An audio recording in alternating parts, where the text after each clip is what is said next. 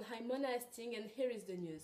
Today, 1 week after the Soweto Uprising, we have decided to come back on this tragical and violent event and to receive Demi and Grace, two survivors of this tragical day. First, let me explain the event.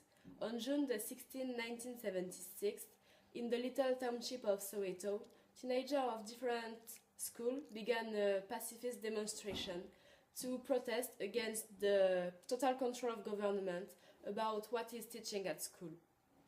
But on this day, police changed the plan, and to repress the action, they have shot real bullets and gas. On this tragic day, a lot of people and teenagers died. Thousands were injured, and the survivors were traumatized. And now, let me introduce you to Demi and Grace. Hi, kids! Hey, Mona! Thanks to receive us. So, I have a few questions to ask. The first one is for you, Grace. What made you want to take part in this demonstration? Even if I'm young, I'm totally aware of mistreatment of black people in South Africa. Some compartments are inhuman, and for me, the demonstration have to start as soon as possible to show to the government that every generation are mobilizing against important inequality.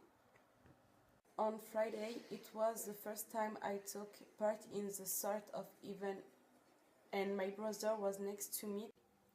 Exactly, Demi. And after this tragic event, you went to jail.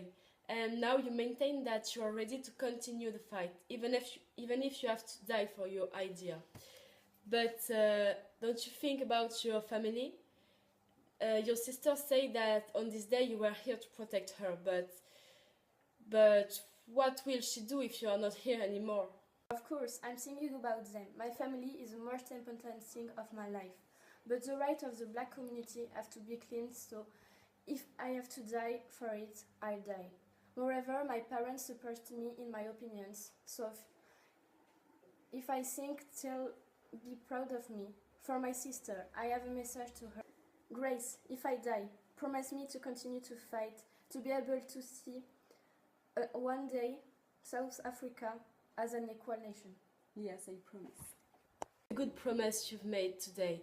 Congratulations. And what about your family? Have they ever participated to a demonstration like this?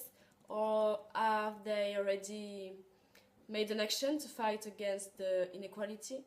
Yeah, of course. You know, I have a cousin living in the United States. His name is Barack Obama, and he's a young defender of the problem of segregation in his country. He's an example for me. I hope that one day, if I could help my country as he do. It's a beautiful story, Demi. And Grace, did you want to go back to school after what happened? Maybe, I don't know, are you ready for it? Of course, I'm brave as my brother and I'm ready to return to school. I'm excited to go back there. For me, school, it was a way to have a good future life. It's an incredible opportunity, and furthermore, in the future, I want to become a journalist like you, so I have to do studies.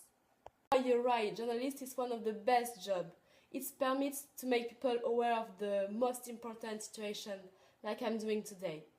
And I'm proud to see children like you to be interested by this profession. It's fine. And so, did you already think about your life if you were white children? If I were white, I would like to help black people and to fight against the apartheid. You're so nice, Grace. And me, what's your reaction? To be honest, yes. Sometimes I think about it, about the big house, if I could have. If I were white, I would have a real child life because as a black kid I am. I have to grow up faster than the other and someday it's very hard. But I'm proud to be black and if wouldn't change anything if it was possible. Oh, you're so grand, I'm impressed. But I have another question. Don't you think that this kind of demonstration is a walk into the lion's den? I mean, you're children, you have words and determination, but the authorities have real bullets, gas and guns. Yes, it's a real challenge to stand up to authorities, but if we don't do it, who will do it? We have to take charge of our destiny, even if it's dangerous. Me, I am not afraid. But I have to confess that on this June 16, we were a little bit surprised. The event was supposed to be pacifist, but the police changed the plan, and we can't do anything to stop it. Oh yeah, I understand. It must have been traumatic, really. It was when the police started to shoot, I was terrified. I've seen my friend collapse next to me, but the next second I think of my best friend. I have to fight for them. They're not dead for nothing.